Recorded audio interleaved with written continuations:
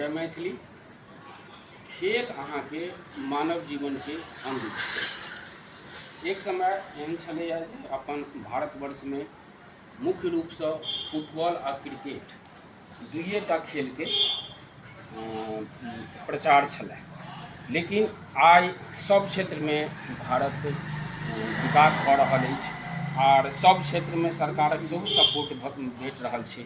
तो आब हमरा सब फ्रांस पैरालम्पिक ओहिसँ पहिले ओलम्पिक भेल रहा सब में स्थान बना रहल छी। तो इनडोर आउटडोर आब दुनू खेल दुनू प्रकारक भारतवर्ष में लगभग पूरा खेल भऽ रहल अछि और एहि खेल सँ भौतिक विकास, मानसिक विकास, बौद्धिक विकास सबटा भऽ रहल छै। तो ई सब जे खेल जे भऽ रहल अछि से खेल सब वास्तव में जखन हम सब अपन ओ टॉप लेवल पर तखने पहुँचे छी जखन हम सब ग्रामीण स्तर पर खेल खेलाइत धीरे धीरे आगा बढ़ै छी आ ग्रामीण स्तर पर सपोर्ट भेटै छी। यानी हमरा सब ग्रामीण जतेक टॉप जे खिलाड़ी सब निकलै छथि से गामे घर से खिलाड़ी सब निकलै छथि। एहि संदर्भ में अखन हमरा सब सौराठ में छी और सौराठ में एकटा इनडोर जे होइए से खेल भऽ रहल छै और ओ खेल जे छै से अंतर्राष्ट्रीय खेल ओना ओकरा के ओकर श्रेणी भेटल छै ताश के ब्रिज के। से ब्रिज एहिठमा दुर्गा पूजा के बाद से दशहरा दिन से ओ एहिठमा सौराठ उत्तरवाई टोल में ओ ब्रिज टूर्नामेंट के एकटा आयोजन होइए और ब्रिज टूर्नामेंट जे छै ई जे भऽ रहल छनि या विपिन जी कहता किनका नाम से विमल चंद्र मिश्र आ निखिल चंद्र मिश्र स्मृति के स्मृति पर ओ हाँ, विमल चंद्र मिश्र निखिल चंद्र मिश्र स्मृति ट्रॉफी हाँ ई होइत आबि गेल है। आउ ई खेल शुरू अछि और एहि खेल के हम सब झांकी देखबै छी और एकर जे रिजल्ट छै एकर जे पूरा एक खेल के व्यवस्था छै से सब भऽ रहल छै। एहिठमा देखियौ ओ ब्रिज टूर्नामेंट एहिठमा भऽ रहल अछि आ एक मिनट में पकड़ दिया ई देखियौ खेल भऽ रहल अछि ब्रिज टूर्नामेंट और ब्रिज टूर्नामेंट शुरू छै। दू तीनटा गेम भऽ गेलैए ओ सबटा रिजल्ट अहाँ सबके सुनायल जायत। अखन एहिठमा उपस्थित छथि हमर सबके बुजुर्ग श्री भूमेंद्रनाथ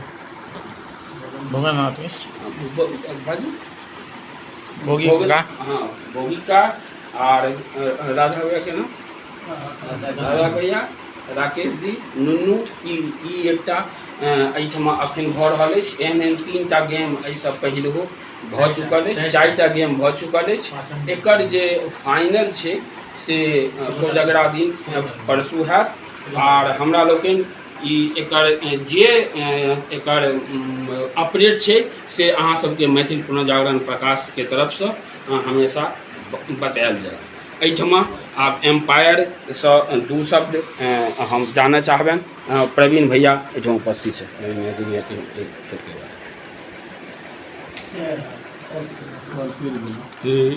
ब्रिज टूर्नामेंट भऽ रहल अछि।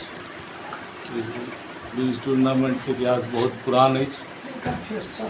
पहिने टूर्नामेंट के आयोजन हमर पिताजी स्वर्गीय विमल चंद्र मिश्र करबै छलाह है। हमर बाबा छलाह है स्वर्गीय जुगल किशोर मिश्र, स्वर्गीय जुगल किशोर मिश्र और स्वर्गीय उमाकांत झा स्मृति ब्रिज टूर्नामेंट करबै छलाह है। 2002 में हुनका स्वर्गवास भेला के बाद किछु दिन के लेल ई बंद भेल। तकर बाद जे छै से एकर बीड़ापन हमर अनुज छथि रविंद्र कुमार मिश्र लड्डू के नाम से ओ वह एकर शुरुआत कयलथि। तऽ ई हमर बाबूजी स्वर्गीय विमल चंद्र मिश्र और हमर छोटका कक्का स्वर्गीय निखिल चंद्र मिश्र के स्मृति में इस टूर्नामेंट के शुरुआत हुई। ब्रिज बेसिकली इंटरनेशनल प्ले है और एक शुरुआत जे छै से 1809 ईस्वी में जर्मनी में भेल छै।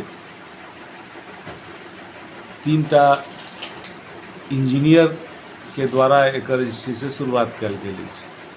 ओतऽ जे छै से डैम के निर्माण भऽ रहल छलैए, 4 गोटा छलाह। भरि राति काज होइ छलैए तऽ टाइम पास करऽ के लेल एकर अथी केला। ओहिमे खेल में होइ छै जे एक आदमी के पति डमी भऽ गेल तऽ यानी एकटा इंजीनियर ताबे तो डैम के निर्माण के देखरेख केला, 3 गोटा खेलेला। फिर जिनकर जेना जेना बारी होइ छलनि हैं तऽ ई इंटरनेशनल प्ले छी। अहाँ सब जे सुधी लोकनि अंग्रेजी टाइम्स ऑफ इंडिया पढ़ैत हैब तऽ हरेक रवि कऽ ब्रिज के जे छै से एकटा चाइल्ड के जे छै से पूरा डिस्क्रिप्शन ओहिमे देल जाइ छै। वएह ई टूर्नामेंट अछि, एकरामे जे छै से सौराठ उत्तरवाहिनी सीनियर मोस्ट प्लेयर से लऽ कऽ जूनियर तक जे सब खेलनिहार सब छथि हुनकर सबके एकटा सूची बनैया और ओकरा लॉटरी के द्वारा पार्टनर निर्धारित होइए, जकरा 2 ग्रुप में बांटल गेल अछि। ए ग्रुप, बी ग्रुप। ए ग्रुप में 4टा टीम अछि, बी ग्रुप में 4टा टीम अछि। अब लीग मैच जे छै से हैत, मतलब हरेक ग्रुप में 3टा मैच, ओहिमे से जे 2टा वरिष्ठ विजेता हेता हुनका सबके बीच में काल्हि सेमीफाइनल हैत और सेमीफाइनल में दुनू में से जे विजेता निकलता से कोजागरा दिन के 12 बजे से फाइनल है। और ई बहुत नीक अछि, पूरा टोल मैच के देखऽ ले आबैया, सब एकर आनंद उठबैया। ई परंपरा चलि रहल अछि। तऽ बाकी जे छै से अजय जी एकर अहाँ सबके अथी दैत रहता अपडेट, तऽ मैचो अहाँ सब देखैत रहब, प्लस केना फाइनल भेल, के जितला सेहो बतबैत रहता। अजय बाबू के बहुत बहुत धन्यवाद, मैथिली पुनर्जागरण के सेहो बहुत बहुत धन्यवाद कवरेज के लिए। धन्यवाद। ई छला है प्रवीण भैया और इनका हम विशेष रूप से धन्यवाद एहि देबनि कि एहि के बारे में विस्तृत जानकारी देलनि। हमरो सबके बुझल नहीं छलै तऽ एहि ब्रिज के बारे में जानकारी देलनि, एहि ला बहुत बहुत धन्यवाद। आ एकर सबटा अपडेट जे जना छै से हम सब ऑडियो आ वीडियो दुनू के माध्यम से आ संगे मैथिली पुनर्जागरण प्रकाश अहाँ सब पढ़ैत रहू, ओहि में अहाँ सबके अपडेट भेटत। धन्यवाद। मधुबनी सौराठ उत्तरवाही टोल से हम अजय नाथ झा शास्त्री, मैथिली पुनर्जागरण प्रकाश।